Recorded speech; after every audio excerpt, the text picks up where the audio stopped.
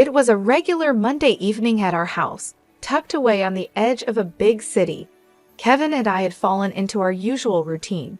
He was relaxing on the couch with a beer after a long day at his auto repair shop, while I, Linda, was focused on my laptop, keeping an eye on the latest index and forex currency trends. Our home, a cozy 3-story place we chose for its promise of a bright future, now felt like a battleground as our lives were drifting apart. "So, how's the market today?" Kevin asked casually, but I could sense the tension underneath. This had become normal for us. "Same as always, ups and downs." "Forex is looking good, though," I replied, trying to keep things calm. Kevin scoffed, setting his beer down a bit too forcefully. "Forex again? You know, not everything that shines is gold, Linda." I sighed, closing my laptop, ready for the conversation we'd had too many times. "And not every car that comes into your shop is worth fixing, but you do it anyway because you see the value in it." "Why can't you see the value in what I'm doing?" "Because cars are real, Linda. You can touch them, fix them, sell them. What you're doing throwing our money into the wind, hoping it comes back with more, is just reckless." I felt the anger rise, the same old argument wearing thin. "Reckless? It's not reckless, Kevin. It's calculated. There's a difference between gambling and investing. I wish you'd try to understand that." Kevin stood up and started pacing. "Calculated? You call putting our hard-earned money into something as unpredictable as forex currency calculated?" "Yes, I do, because I don't go in blindly. I research, I study trends, I make informed decisions. It's no different from what you do with your shop." "My shop is a sure thing, Linda. People need cars." "My shop is a sure thing. People will always need car repairs. But this forex currency stuff, it's just a phase. What happens when it crashes? Then what?" "Kevin, we could lose money in any investment. Even the shop could face tough times. Nothing is guaranteed, but we've seen good returns on my investments. Doesn't that count for something?" Kevin stopped pacing and ran a hand through his hair in frustration. "It's not just about the money, Linda. It's about security, about not risking everything on a gamble. Why can't we invest more in the shop, expand it? That's a real, solid way to grow our money. And put all our eggs in one basket? What if something happens to the shop, Kevin? Diversification is important. That's basic investing." He shook his head, the gap between us feeling wider than ever. "Diversification, sure, but into something stable, not this digital nonsense." I stood up, feeling the need to defend my choices and my independence. "For someone who runs his own business, you're really closed-minded." "And you're really stubborn," he shot back. "All I'm saying is we could be using that money to build something lasting, something real, not just numbers on a screen." As usual, the conversation was going nowhere. "Let's just agree to disagree, okay? I won't criticize how you run your shop, and you don't criticize my investments." Kevin sighed, the fight draining out of him. "Fine, but just remember, Linda, when all this blows up in your face, don't say I didn't warn you." The tension between Kevin and me wasn't the only strain in our lives. His family dynamics added another layer of stress. Living close to his parents and sister meant we saw them often, and each visit reminded me of how different our views on family and responsibility were. One Friday afternoon, Kevin suggested we visit his parents. The idea alone made my stomach knot. It wasn't his parents I minded, it was Karen, Kevin's sister. Her lifestyle and choices always baffled me. "Come on, Linda, it's been ages since we saw them, and Mom's been asking about you. You know Dad is fighting cancer," Kevin pressed, noticing my hesitation. "Yeah, I bet Karen's missed me too," I muttered, my sarcasm not lost on Kevin. "Look, I know you two don't get along, but can't you just, I don't know, try for me?" He sighed. I agreed, "Fine, but I'm not staying if she starts talking about one of her shopping sprees." When we arrived, Karen was already there, showing off her latest designer bag. The way she acted, like she was better than everyone, immediately annoyed me. "Look at this, just got it yesterday. Isn't it fabulous?" she gushed, barely noticing us. "It's something," I managed to say, holding back my irritation. Kevin's mother, unaware of the tension, welcomed us. "Linda dear, so glad you could make it. You two should visit more often." The afternoon dragged on with Karen taking over the conversation, talking about her latest vacation and shopping adventures. I tried to stay calm, barely speaking, but my patience was running out. "So Linda, still playing with your index and bits?" Karen sneered, her tone full of contempt. "It's called investing, Karen. You should try it sometime, instead of wasting money on things you don't need," I shot back, my annoyance slipping out. Kevin gave me a warning look, but it was too late. Karen scoffed. "Investing? Please, like gambling online is something to brag about. At least when I spend money, I have something to show for it." "Something to show until it goes out of style next season," I retorted, unable to hold back. "That's enough, both of you," Kevin's father cut in, his voice firm. "We're here to enjoy each other's company, not to argue." The rest of the visit passed in uncomfortable silence. As we left, Kevin couldn't hide his frustration. "Linda, why do you have to provoke her? Can't you just let it go for one afternoon?" "Me, provoke her? She's the one who started it with her snide remarks. I'm just not going to sit there and take it, Kevin. Sometimes I wish you'd try a little harder for the sake of peace." "Try harder, Kevin. I'm not the one splurging on luxuries and flaunting them in everyone's face. Why doesn't anyone tell her to stop acting like a spoiled brat?" "Because she's family, Linda. We look out for each other, even if we don't always agree with what they're doing." "That's the thing, Kevin. Looking out for each other is one thing, but enabling bad behavior is another. There's a difference, and it's about time someone pointed it out to her." Kevin sighed, the weariness clear in his voice. I know, but what can we do? She's set in her ways, and Mom and Dad aren't going to change how they treat her. It's not just about Karen, Kevin. It's about us too. How are we supposed to plan for our future when there's always going to be this financial black hole in your family? "We'll figure it out, Linda. We always do." The news hit us hard and fast. Kevin's dad, Mr. Thomas, had lost his battle with cancer. One moment we were talking about treatment options, and the next, we were mourning. Amid the shock and grief, Karen took charge of the funeral arrangements. It wasn't long before she dropped a bombshell. Sitting in our living room, Kevin looked like a storm cloud had settled over him. "Linda, Karen says the funeral is going to cost $90,000. She expects us to cover half." I almost choked on my tea. $90,000? Kevin, that's crazy. Are we paying for a funeral or a royal wedding? Kevin's face darkened, his eyes narrowing. "Now's not the time, Linda. This isn't about the money. It's about giving my dad the send-off he deserves. $90,000? There has to be a mistake. That's just too much." Kevin's voice rose, and I could see the vein in his forehead pulsing.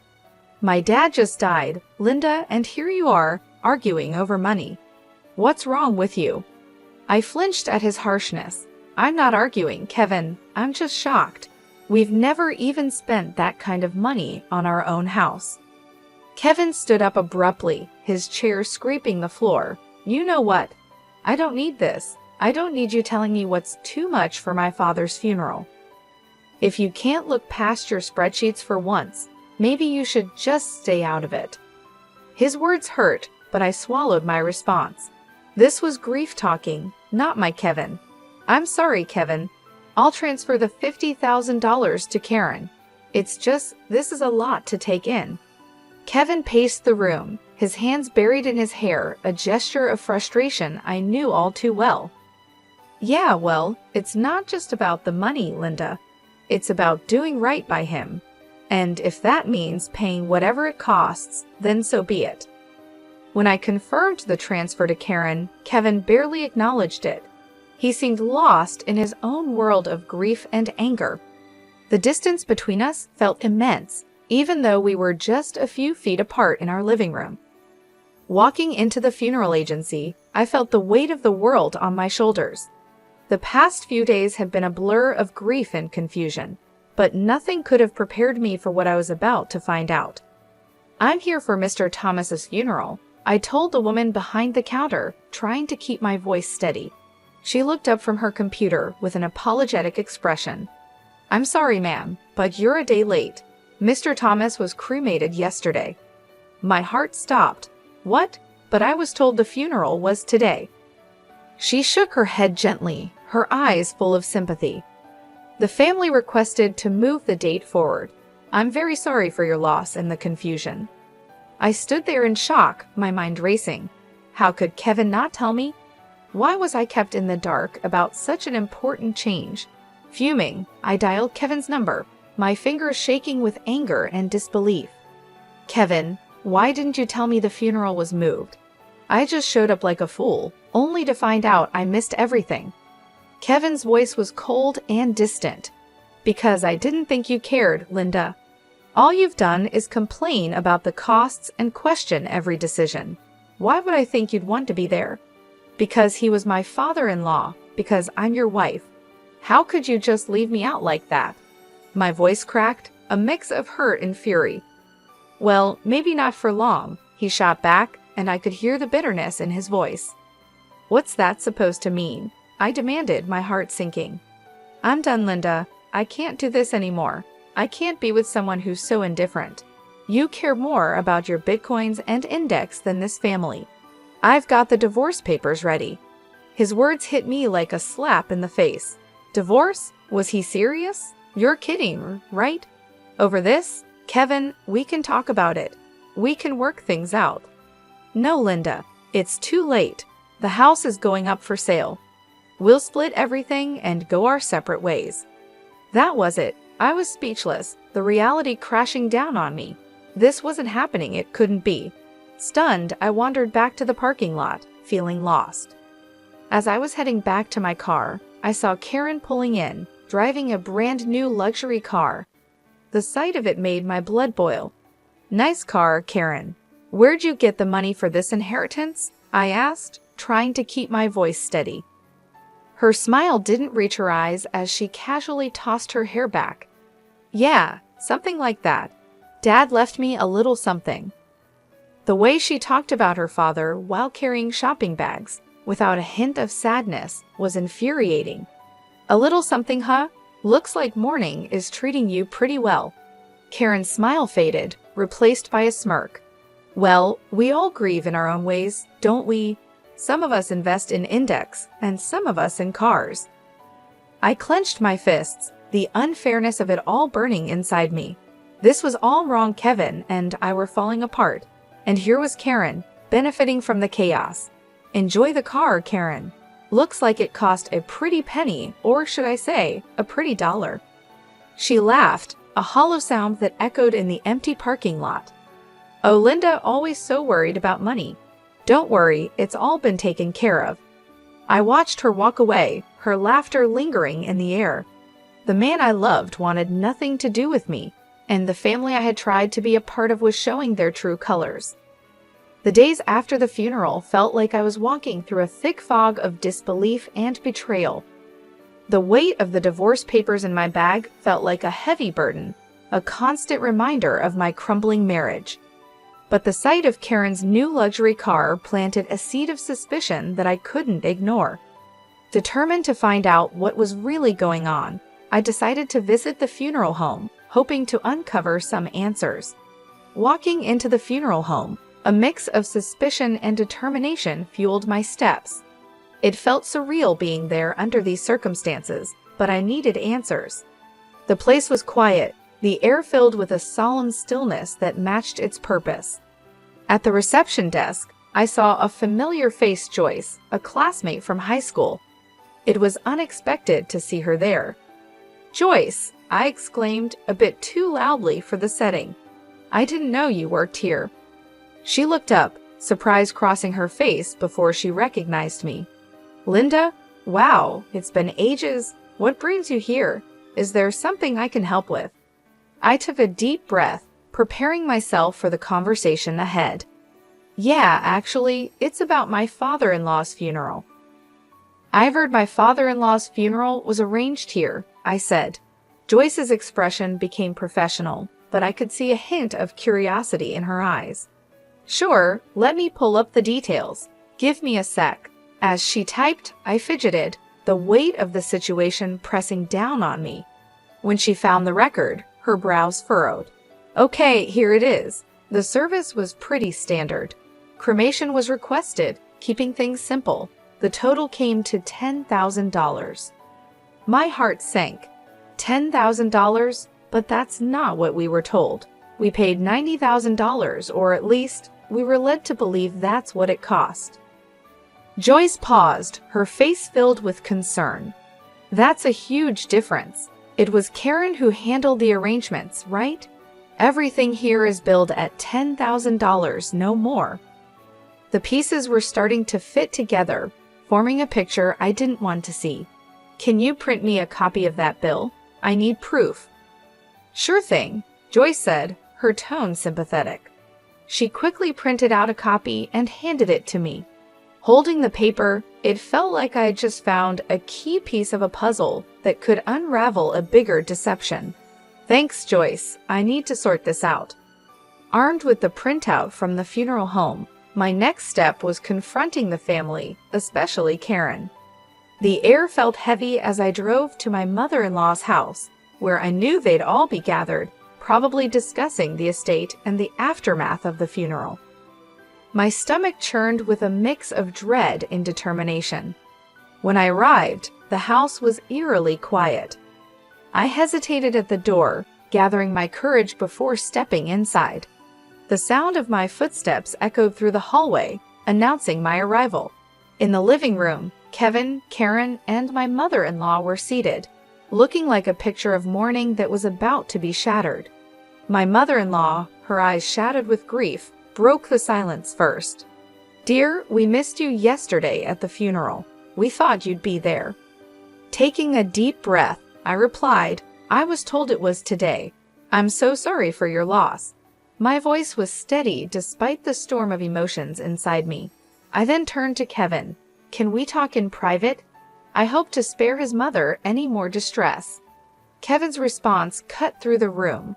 No secrets here. You're not part of this family anymore, remember? His words stung, but I pushed on, pulling out the bill from the funeral home. Then explain this to me. The funeral cost $10,000, not the $90,000 Karen claimed. Where did the rest go? Kevin looked genuinely shocked, turning to Karen with a bewildered expression. What's this about? Karen squirmed under our gazes. I needed the money, Karen finally admitted, her voice small. Her confession hung in the air, heavy with tension. Kevin's mom, overhearing, added, Your father saved for his own funeral. I even gave Karen $15,000 more to cover everything. I did the math out loud, feeling the tension rise. $100,000 in total, and only $10,000 spent. Karen, where's the rest? Flustered, Karen admitted to spending the money on a new car for herself, her eyes avoiding mine. I expected Kevin to explode, but instead, he gently told Karen, You shouldn't have done that. Be more careful next time. His response shocked me. Careful? She committed fraud, Kevin, and you're okay with that? Kevin's justification left me stunned. You wouldn't understand. You've got no family. You don't get what it means to stick together. That was the last straw. In front of everyone, I signed the divorce papers with a flourish. Karen, you owe me $50,000. Pay up, or I'm going to the police. Kevin's protests followed me as I walked out, but I didn't look back. I had seen and heard enough. The betrayal was complete, and so was my resolve. As I walked away, the finality of my decision settled in. There was no going back, only forward, away from the lies and deceit that had tainted what I once considered family. Packing up my life into boxes felt surreal, like I was watching someone else's story unfold. The for sale sign outside the house was a stark reminder of how final everything was. By afternoon, I was settling into a small apartment that felt more like a fresh start than a downgrade. That evening, as I was sorting through the remnants of my past life, my phone rang. Kevin's name flashed on the screen, a name I no longer felt any attachment to. I answered, curiosity overtaking my resentment. "Linda, you need to back off from Karen." Kevin's voice came through, harsher than usual. "Back off?" I laughed, cold and sharp. "Not a chance, Kevin. She took from me, and I want it back. Your sister is a thief." Kevin was silent for a moment. "She's family. You wouldn't understand." "Family?" I scoffed. "That ship has sailed, Kevin. As far as I'm concerned, you and your sister are just people I used to know." He tried to argue, but I cut him off. "Save it. Karen has 3 weeks to return my money, or I'm pressing charges. And you stay out of it. You're nothing to me now." Hanging up, I felt a mix of sadness and liberation. The man I once loved was now just a memory. The man I once loved had become just another obstacle in my path to reclaiming my life. 3 weeks later, a knock at my door signaled the return of my $50,000. Karen stood there, her posture defiant, a smirk on her lips. "Here's your money," she spat, thrusting the envelope into my hands. "Happy now, you money-grubbing witch." I took the envelope, my gaze steady. "It's not about the money, Karen," I called out. "It's about principle, about not letting you walk all over people." She laughed, hollow and bitter. "Whatever helps you sleep at night." As she turned to leave, I called out, "Just remember, Karen, karma's real.